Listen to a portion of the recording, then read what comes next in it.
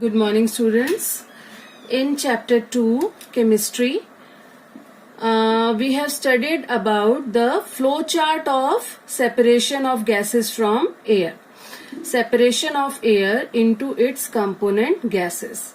Now here we will study that flow chart in detail. This diagram is in your book but no explanation is there. I'll explain this diagram step by step, that how air can be separated into its component gases. So following steps are involved in this process. What is the first step? First step is air is first filtered. You see that here it is in this diagram, it is written, it is filter. This is the filter. So air is first filtered. Why it is filtered? To remove dust, water vapors, carbon dioxide gas, so that pure air can be fed into the next chamber. Now what is the next chamber? In this next chamber, air is under pressure. See, this is these are the compressor where air is compressed. So air is kept under high pressure. Okay, and then this hot air comes into the next chamber. What is this chamber? This chamber is known as condenser. This chamber is known as condenser, where we see that here freezing cold water is coming inside these pipes. It is rotating through the whole chamber, and this water goes out. Then again, so this is a continuous process. Freezing cold water is coming in this chamber and it is moving out. Then what will happen? The hot air which is present in this chamber will become cool. Okay, in the first chamber what we have done? We have compressed, or we can say we have applied high pressure to the air. Then but there is no change in temperature.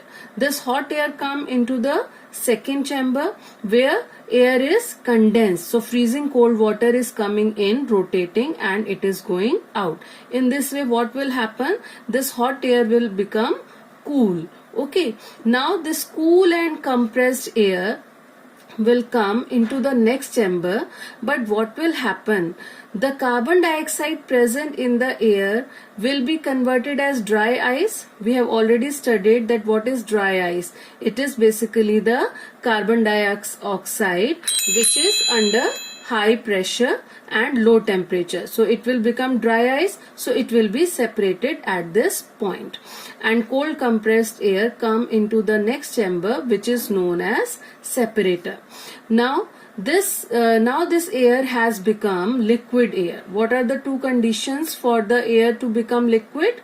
Okay, we know that when air is kept under high pressure and its temperature becomes very low, then this air becomes liquid air. Okay, now this liquid air will fed into the fractional distillation column. Okay, and at this fractional distillation column, these gases will be separated out depending on their boiling point, and at the last liquid oxygen will be left. Okay, now this I have explained in diagram. I am explaining you again all the steps. What was the first step? First step was that air is filtered to remove dust, water vapors, and then carbon dioxide.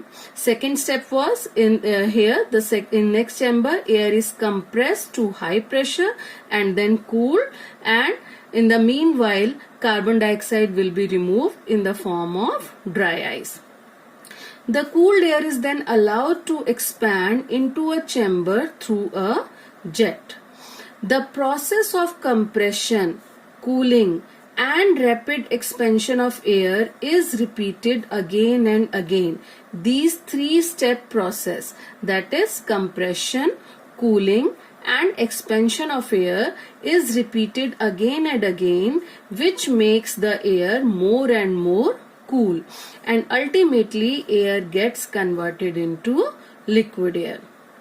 The next step was liquid air is fed into fractional distillation column. This is the fractional distillation column, and it is fed from near the bottom and warmed up slowly. Now this fractional distillation column is warmed up slowly. Then the gases will be separated out in 3 steps. What is the first? Which gas will separate out first? This we have already studied in the flow chart. That first gas will be separated out is liquid nitrogen. Because its boiling point is lowest, that is minus 196 degree Celsius. So it boils off first to form nitrogen gas, and this is collected at the top. This gas will be collected at the top of the fractional distillation column. Okay, then after this, the next step is, next gas separated will be liquid argon. Liquid argon, why? Because it has slightly higher boiling point of minus 186 degrees Celsius. So it boils off next and collected as argon gas in the middle part of the fractional distillation column. The third step is liquid oxygen, which has the highest boiling point. Okay, that is minus 183 degrees Celsius. So it will boils off last, and it will be collected as oxygen gas from the bottom of the fractional distillation column.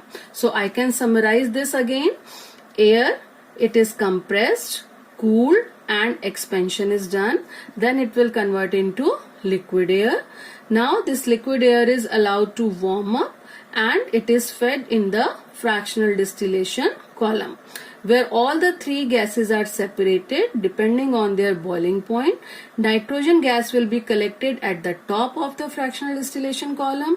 Argon gas will be collected at the middle of the fractional distillation column, and oxygen gas will be collected at the bottom of the fractional distillation column. In this way, air is separated into its 3 main component gases. In this way, all the gases can be separated from air by the process of fractional distillation. Okay, thank you.